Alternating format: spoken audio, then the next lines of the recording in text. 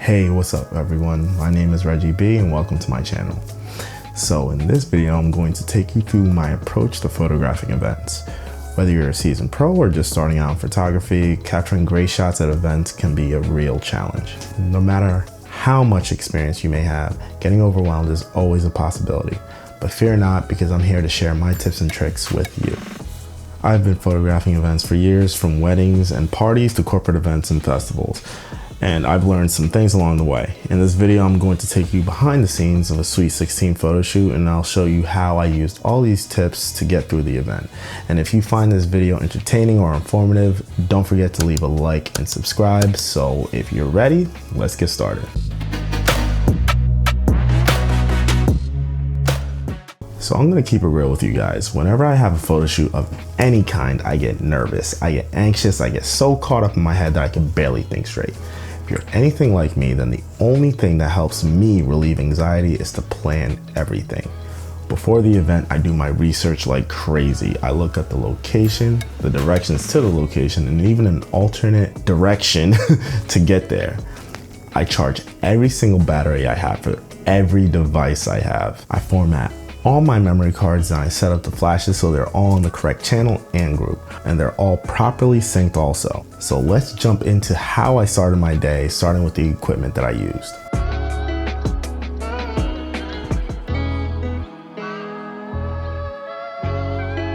Alright, so the flash units that I brought was the Flashpoint 600 watt Godox 8200 Pro and the Godox V1C. I kept things really light this day, and honestly, this is more than enough to light a dance floor if you position the lights in a really good spot. And onto the camera setup. I brought two Canon R5s, a 28-70 f2, a 135mm f1.8, and a 100mm f2.8 macro. I really doubt I'm going to whip out the macro lens, but just in case I need it, I have it on standby. I suspect that 97% of my images are going to be taken on the 28-70 f2, considering it's so dang versatile. And my thing is, I just personally hate switching lenses.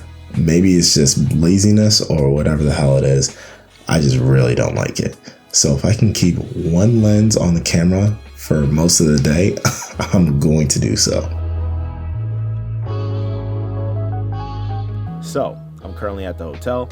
It is a nasty, rainy day in Jersey. I mean, it's disgusting outside, but I'm here. We're gonna get some images of her getting ready, her doing her hair, her doing her nails, makeup, getting all beautiful. You know how it is.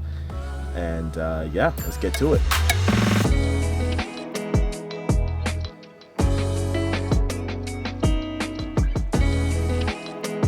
All right, so by the time I arrived to the hotel room, the first thing I do is grab the details of the day.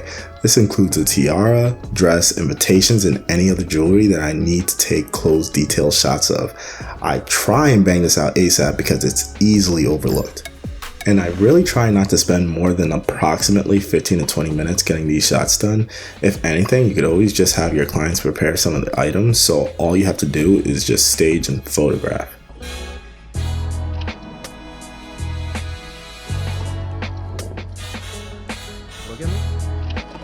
Secondly, I take images of the clients getting ready. Now, these are just candid shots, nothing really posed here.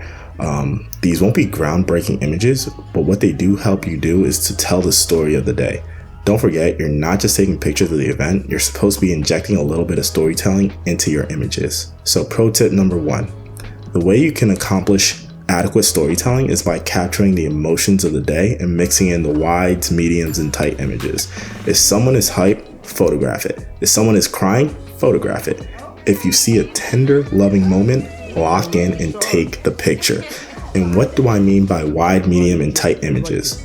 Wide images capture scene, medium images capture person and identity, tight images, they capture detail. Make sure you take some images of the vendors. I mean the hairstylists, videographers, makeup artists, whoever. These shots don't go into the final product, but these shots can be given to the vendors for opportunities to network. I'm telling you, everyone needs content, and a simple snapshot of someone at work can go a crazy long way. It also helps you build a social media following too, so keep that in mind.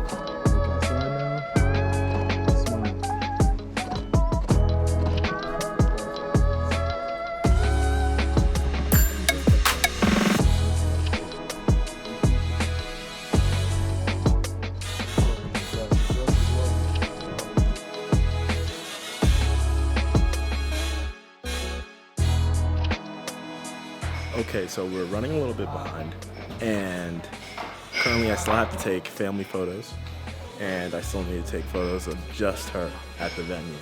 But unfortunately, things just sort of bled into each other, and the girls still are getting ready. So let's see how we can pull this off.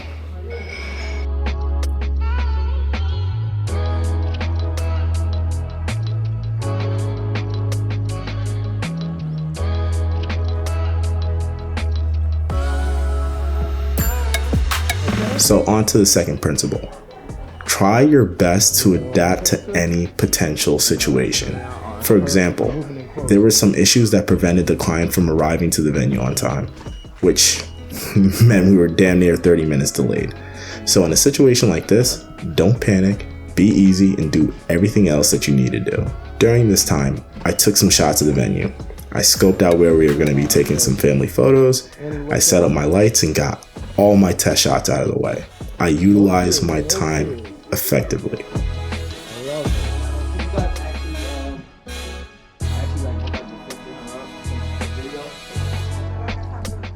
By the time they finally showed up, I directed them where to go, took the images I needed to take, and was on to the next.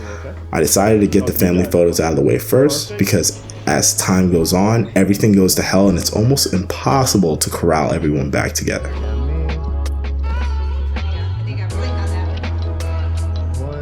Keep family photos simple. You know what? Keep everything simple.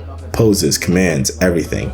Now isn't the time to try out the latest pose you saw on TikTok or IG. For example, with family photos, I tell the family to smile and look at the camera. I then take the image. Then I tell them to look at each other. And then I take another image. And that's it. Keep it simple. I spend approximately 30 minutes or less taking these family photos, and then it's on to solo images of my client.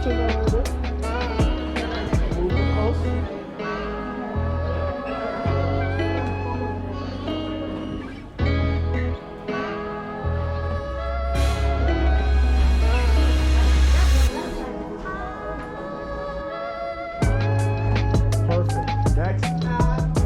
Look right at me. Wait. So during this time, in which I dubbed golden hour, I spent approximately 15 to 20 minutes posing my client. Unfortunately, we were in a busy intersection, so we had to make things work. And that's the perfect segue into our third principle. Be patient and wait for the perfect shot. You won't always be in the ideal location where you have complete and utter privacy, so you have to do your best to be patient to get that exact shot you want. And if this isn't a possibility, then unfortunately you may need to pivot and look for another shot to take.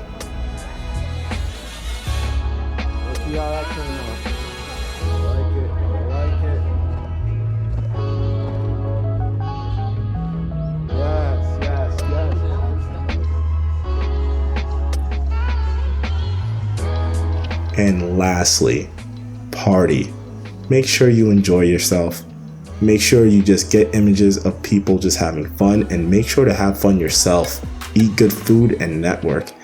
When your clients see you having a good time, when they see that this is the type of person that they would want to be around, they're more likely to refer you to other friends and family, and that is a gift that keeps on giving.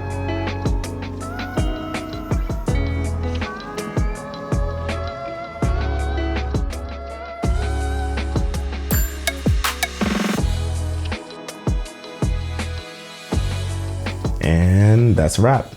I hope you enjoyed learning about my approach to photographing events. Just remember, the key is to be fully prepared, adaptable, and always on the lookout for those perfect moments. And last but not least, I cannot stress this enough. Keep it simple. Don't overcomplicate things. Keep it simple to keep it natural.